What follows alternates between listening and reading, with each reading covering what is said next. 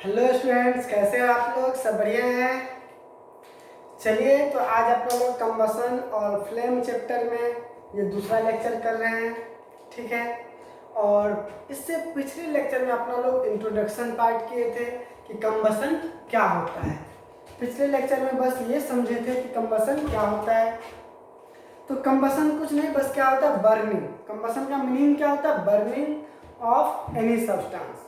Burning अगर किसी substance का करते हैं तो वो जो बर्निंग होता है उसी को अपना लोग कंबसन बोलते हैं। ठीक है, अच्छा चलिए। और बर्निंग के लिए सबसे इम्पोर्टेंट बात क्या चीज़ का होना जरूरी होता है? ऑक्सीजन। बर्निंग जब भी करते हैं तो ऑक्सीजन के प्रेजेंस में होता है। ठीक है, और बर्निंग के दौरान यानी कि कंबसन के दौरान जो प्रोडक्ट बनता है उसमें क्या होता है? हीट होता है, लाइट होता है, फिर कुछ रेसिड्यू होता है, यही सब बनता है। चलिए, तो और एक चीज अपना लोग देखे थे, पढ़े थे कि फ्लेम और इसके बारे में, ग्लो के बारे में कुछ समझे थे। फ्लेम और ग्लो के बारे में समझे थे। तो चलिए आज उन सबसे थोड़ा सा आगे बढ़ते हैं। ठीक है, तो कंबसन जो होता है तो अपना लोग तो पढ़ लिए थे कि बर्निंग ऑफ एनी सब्सटेंस। अब बात आता है कि एनी सब्सटेंस में कौन सा सब्सटेंस? ठीक है, तो उसमें आप बोलिए क्या, जिसका कंबसन हो पाए, यानी कि कंबसेबल सब्सटेंस। कैसा सब्सटेंस? कंबसेबल सब्सटेंस। मतलब उस एनी सब्सटेंस को अपना लोग अब यहाँ पर क्या बोलेंगे? कंबसेबल सब्सटेंस। कंबसेबल सब्सटेंस का मीनिंग क्या हुआ? जिसका बर्निंग हो पाए, जिसका बर्निंग आसानी से हो पाए। ठीक है, तो अपना लोग यहाँ पे सब्सटेंस को दो पार्ट में डिवाइड किए, एक तो कंबसेबल सब्सटेंस और दूसरा नॉन कंबसेबल सब्सटेंस। ठीक है, तो अपना लोग सब्सटेंस को दो पार्ट में डिवाइड किए, एक कंबसेबल सब्सटेंस और दूसरा नॉन कंबसेबल सब्सटेंस। तो नॉन कंबसेबल अगर मान लीजिए ये आपको समझ में आ गया तो ये भी आसानी से समझ में आ जाएगा। तो कंबसेबल सब्सटेंस का मीनिंग होता है मतलब जिसका बर्निंग आसान हो, the substance which Burns easily. The substance which Burns easily, जो आसानी से बर्न हो जाए, जिसका बर्निंग आसान हो, उसी को अपना लोग क्या बोलेंगे? कंबसेबल सब्सटेंस। ठीक है, तो कंबसेबल सब्सटेंस तो बहुत है, जैसे देखिए पेपर हो गया, वुड हो गया, बुक्स हो गया। ठीक है, उसके बाद घर में जो अपना लोग खाना बनाते हैं तो एलपीजी गैस, वो एलपीजी गैस भी कंबसेबल है, तभी तो कंबसन होता है, तभी तो उससे हीट मिलता है, लाइट मिलता है, खाना बनता है। नहीं, चलिए, और कंबसेबल सब्सटेंस का आप एग्जांपल बताइए। तो और भी बहुत सारा है, पेपर है क्या, उसके बाद मैग्नीशियम रिबन का भी आपको एग्जांपल समझाए थे। फिर कोयला है जिसको अपना कोल बोलते हैं, चारकोल है। ठीक है, तो बहुत सारा कंबसेबल सब्सटेंस है, डीजल है, पेट्रोल है, केरोसिन है। ठीक है, तो चलिए, कंबसेबल सब्सटेंस तो आपको क्लियर है। अब नॉन कंबसेबल सब्सटेंस क्या होगा? जिसका बर्निंग नहीं हो, जो बर्न नहीं करे। ठीक है, जो बर्न नहीं करे, substance which do not burn, या दो substance which can not burn या व्हिच डू नॉट बर्न, उसको क्या बोलेंगे? Non combustible substance. ठीक है, नॉन कंबसेबल तो ऐसा क्या क्या है जो बर्न नहीं होता है? तो आप ही बताओ क्या क्या है? क्या स्टोन बर्न होता है? नहीं होता है। आयरन नेल, वो भी बर्न नहीं होता है। फिर वाटर बर्न नहीं होता है। मिट्टी बर्न होता है? नहीं होता है। सैंड बर्न होता है? नहीं बर्न होता है। तो इस तरह से और भी बहुत सारा है, कॉपर है, सिल्वर है, गोल्ड है, ये सब बर्न नहीं होता है। हाँ, एक बात और है कि अगर आप आयरन को बहुत ज़्यादा हीट करोगे, ठीक है, बहुत ज़्यादा टेम्परेचर तो ये मेल्ट करेगा, गैसियस फॉर्म में भी जाएगा, लेकिन ये बर्न नहीं हुआ है, इसका बर्निंग नहीं हुआ है। ठीक है, तो चलिए, आपको कंबसेबल और नॉन कंबसेबल और कंबसेबल समझ में आया क्या होता है ये, इसके बारे में आपको बहुत ही अच्छे तरीके से समझ में आ गया। कंबसेबल सिंपल सा वर्ड है भाई, कंबसेबल का मतलब जिसका कंबसन हो। ठीक है, जो आसानी से बर्निंग हो, जो आसानी से जल जाए, उसी को कंबसेबल बोलेंगे। बाकी जो भी है वो नॉन कंबसेबल है।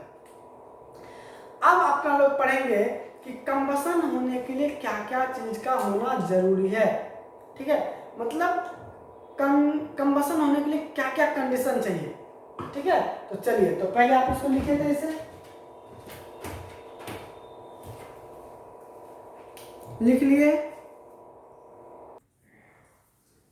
तो चलिए अब अपना लोग समझते हैं कंबसन के लिए क्या क्या कंडीशन का होना जरूरी है, नेसेसरी कंडीशन क्या है कंबसन के लिए।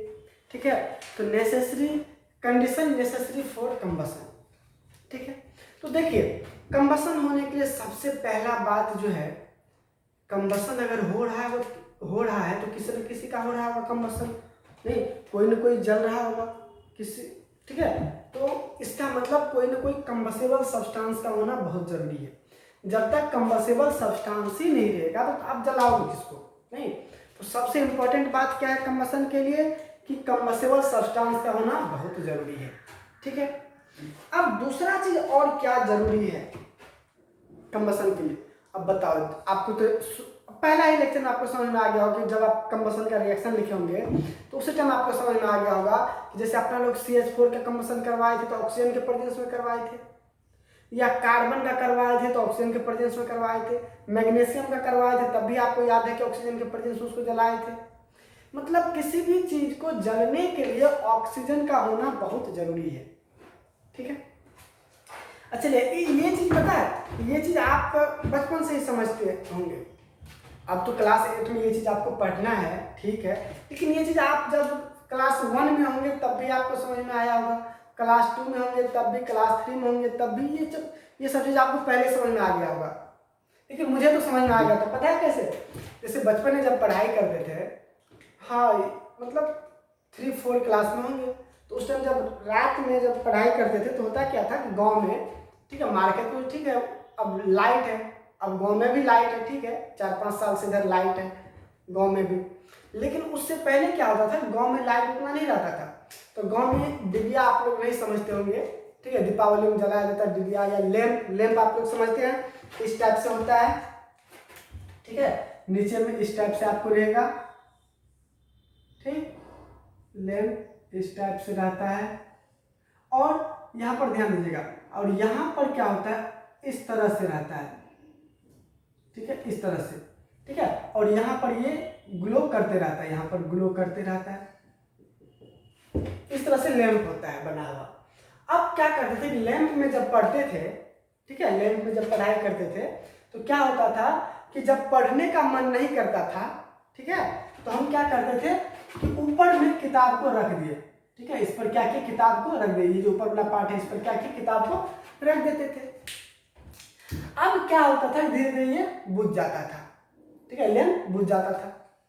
तो अब मार तो पड़ता था, ठीक है, लेकिन क्या होता था, बुझ जाता था, अब थोड़ा देर को रिलैक्स मिला, ठीक है, और बहाना बना देते कि हवा चल रहा था इसीलिए बुझ गया, ऐसा ही करते रहते थे। लेकिन वो चीज अब समझ में आ रहा होगा आपको कि ये बुझता क्यों है, पहले बुझ जाता था, लेकिन क्यों बुझता वो तो अब समझ में आ रहा है। नहीं, क्यों बुझता था, क्योंकि जब तक इस लैंप ये जो शीशा का बना हुआ था, तो जब तक इसके अंदर एयर था तब तक थोड़ा देर जलता था, फिर जब एयर अंदर वाला खत्म तो ये क्या होता था, बुझ जाता था।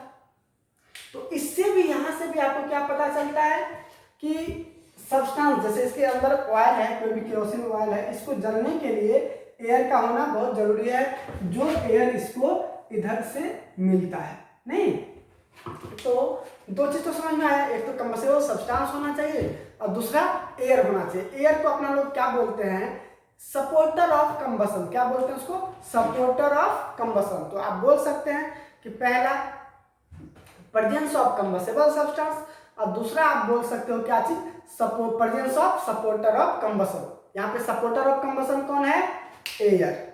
चलिए, दो चीज तो हो गया, तीसरा भी बहुत जरूरी है।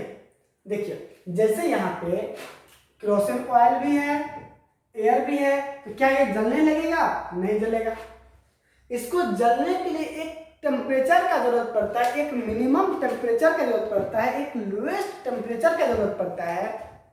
जिस टेम्परेचर पर कोई भी कंबसेबल सब्सटेंस स्टार्ट करता है बर्निंग, या जिस टेम्परेचर पर कोई भी सब्सटेंस आग को पकड़ता है, समझ रहे, सब बात को आप समझ रहे हैं।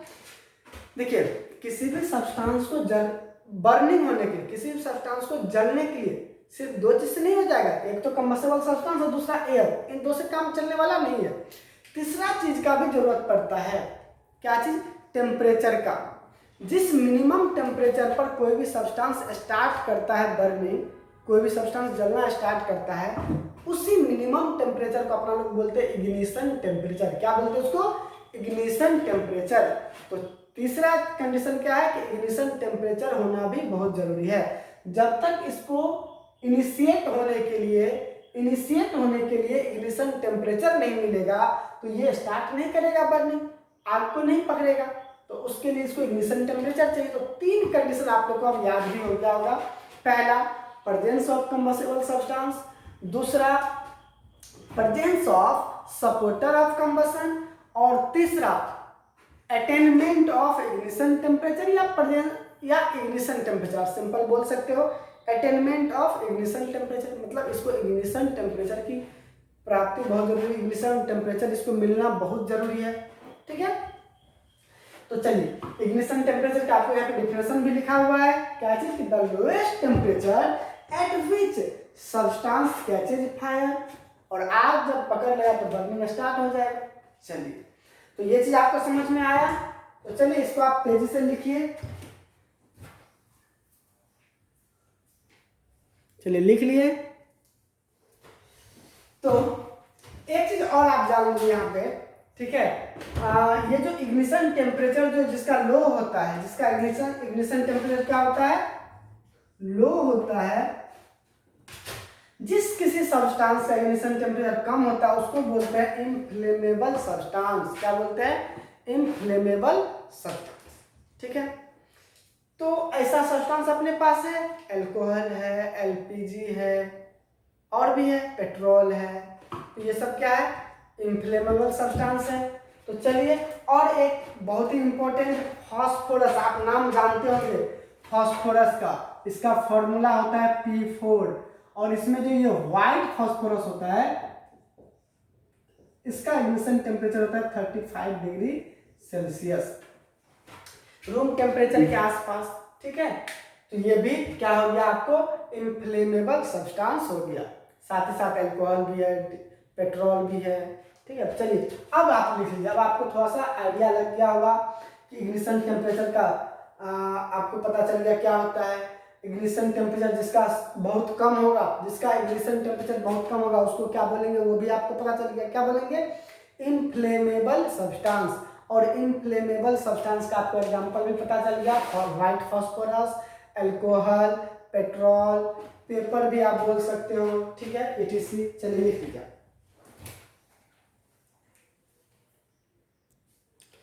चलिए, तो अब इनफ्लेमेबल सब्सटेंस को समझते हैं। ठीक है, इनफ्लेमेबल सब्सटेंस, यहाँ पे बहुत कुछ लिखा हुआ तो उस पर अब ध्यान नहीं देना है आपको। इनफ्लेमेबल सब्सटेंस का मतलब क्या होता है? सिंपल सी बात है कि जिस सब्सटेंस का इग्निशन टेम्परेचर क्या होगा?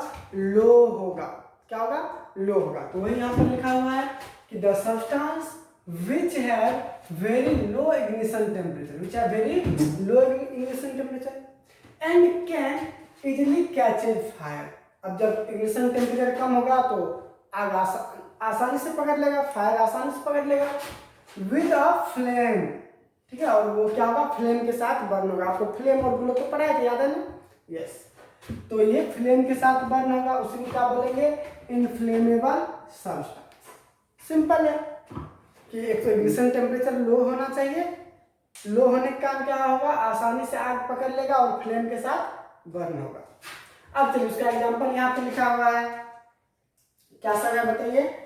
Petrol, alcohol, LPG, white phosphorus. ठीक है, ये सब और भी है, तो अभी बस इतना लिखे। अब देखिए, ये जो व्हाइट फास्फोरस है, इसका आप लोग को यूज भी पता होगा कि व्हाइट फास्फोरस का यूज अपना लोग कहाँ पे करते हैं या फिर करते थे। याद है ना? माचिस में अपना लोग क्या करते हैं? व्हाइट फास्फोरस यूज करते हैं, मैच स्टिक्स में नहीं।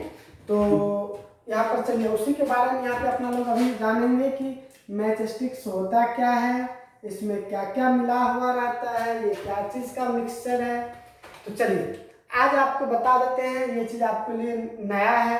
ठीक है, ये चीज़ आपको क्लियर भी हो जाएगा आज कि ये जो अपना लोग माचिस का तीली देखते हैं, इस तरह से बना हुआ रहता है, नहीं इस तरह से, और यहाँ पर मोटा मोटा रहता है इस तरह से। तो ये जो मोटा वाला पार्ट है उसमें क्या होता है, तो उस सब चीज़ वही चीज़ आज अपने लोग समझेंगे। तो देखिए क्या है ये? A mixture of antimony trisulphide. क्या लिखा हुआ है? Antimony trisulphide. तो ध्यान दीजिए, एंटीमनी ट्राइसल्फाइड क्या होता है उस बात को देखिए। ये होता है क्या चीज? Sb2S3 ये होता है। क्या होता है? Sb। एंटीमनी का सिंबल क्या है? Sb।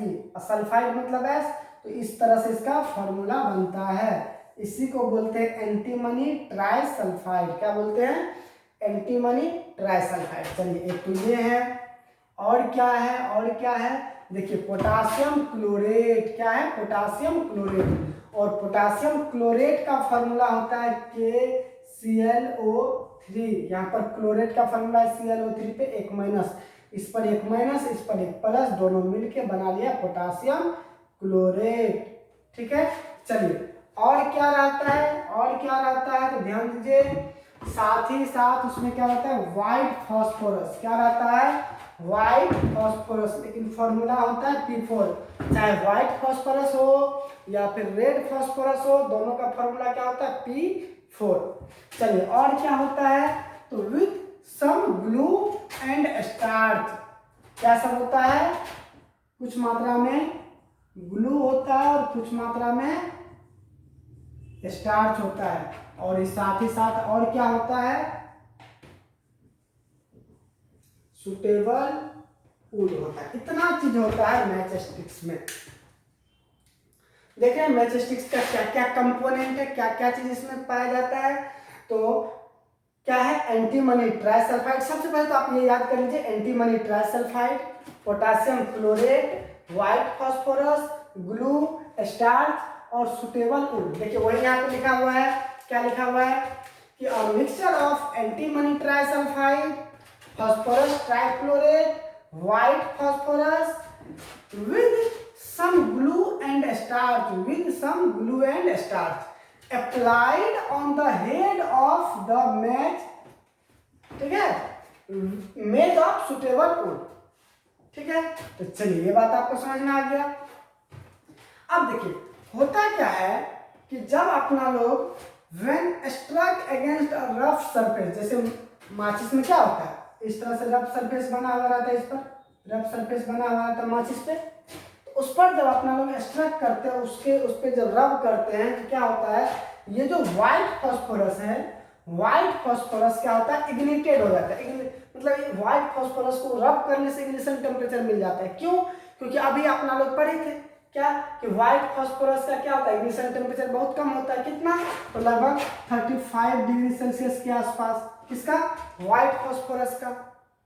ठीक है, तो होता क्या है कि इसका इग्निशन टेम्परेचर कम होने की वजह से इग्निटेड हो जाता है और ये आग पकड़ लेता है, और यही क्या करता है? पोटासियम क्लोराइड को भी इग्निटेड कर देता है, जिसके कारण ये आपस में रिएक्शन होता है। ये सब बहुत सारा आपस में रिएक्शन है। तो ठीक है, तो इसके कारण क्या होता है? अपना लोग माचिस के तीली को जला पाते हैं। अब एक बात है, क्या है वो? यहाँ पे व्हाइट फास्फोरस जो है, इसका इग्निशन टेम्परेचर बहुत कम होने की वजह से जहाँ पर ये मैच स्टिक्स बनता है, वहाँ पर चाहे वो मतलब वहाँ पे वो काम करने वाले वर्कर हो या फिर वहाँ पे रहने वाले जो कोई भी हो, उस सबके लिए खतरा पैदा हो जाता है। ठीक है, मतलब इससे वहाँ पे बर्निंग का डर होता है। ठीक है, आग लगने का वहाँ पे डर होता है इंडस्ट्री में। तो अब क्या किया गया है कि व्हाइट फास्फोरस को यहाँ से हटा दिया गया है। ठीक है, और व्हाइट फास्फोरस के जगह पर क्या ले लिया गया है? Red phosphorus. आपको तो पहले बता दिया कि फॉर्मूला तो सेम होता है। तो व्हाइट फास्फोरस की जगह पे क्या लिया गया है? Red phosphorus. तो अब देखिए अभी के समय में क्या यूज किया जाता है, ध्यान से देखिएगा। These days the head of safety के हिसाब से क्या किया गया है? Match contains only antimony trisulphide and potassium chlorate. ठीक है, अब जो है इसको हटा दिया गया है और इसके जो अब सिर्फ क्या क्या मिलाया गया है? एंटीमनी ट्राइसल्फाइड और पोटासियम क्लोराइड, सिर्फ और सिर्फ यही दोनों। ठीक है, लेकिन अब ध्यान दीजिएगा, ये जो व्हाइट फास्फोरस था इसके जब हम क्या बोले? Red phosphorus. लेकिन वो कहाँ पे यूज किया गया? ध्यान दीजिएगा, मतलब अब अभी के समय में आपको यहाँ पर क्या सब मिलेगा? यहाँ पर आपको मिलेगा क्या चीज? एंटीमनी ट्राइसल्फाइड और पोटासियम क्लोराइड। ठीक है, साथ ही साथ आप अभी ध्यान दीजिएगा, यहाँ पर जो रबिंग सरफेस है, रबिंग सरफेस है powdered glass and a little red phosphorus. Rubbing surface पे आपको क्या मिलेगा, पाउडर ग्लास मिलेगा और थोड़ा मात्रा में रेड फॉस्फोरस मिलेगा। तो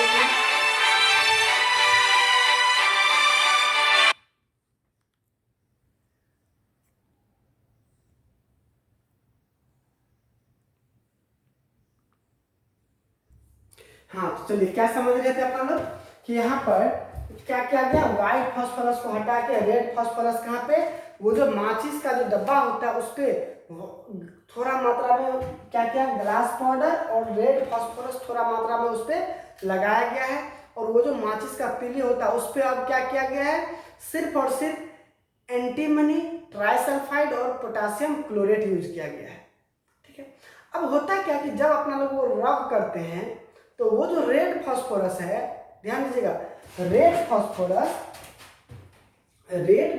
जो है, ये रेड फास्फोरस कन्वर्ट हो जाता है क्या चीज में, व्हाइट फास्फोरस में। ठीक है, ये जो रेड फास्फोरस है ये कन्वर्ट हो जाता है किसमें, व्हाइट फास्फोरस पे। ठीक है, और अब ये व्हाइट फास्फोरस क्या होता है, स्टार्ट करता है बर्निंग, और ये क्या करता है, KClO3 को भी इग्निटेट करता है। ये तो खुद इग्निटेट होता ही है, ये KClO3 को भी इग्निटेट करता है, और ये क्या करता है, ये रिएक्शन कर लेता है किसके साथ, Sb2S3 के साथ, और फिर बर्निंग हो जाता है। ठीक है, बर्निंग हो जाता है। तो इस तरह से ये एक प्रोसेस है मैच स्टिक्स के जलने का, ठीक है, माचिस के तीली के जलने का। चलिए आपको ये समझ में आ गया होगा, तो आज के लिए बस इतना ही रहने देते हैं, लिख लीजिए आप लोग।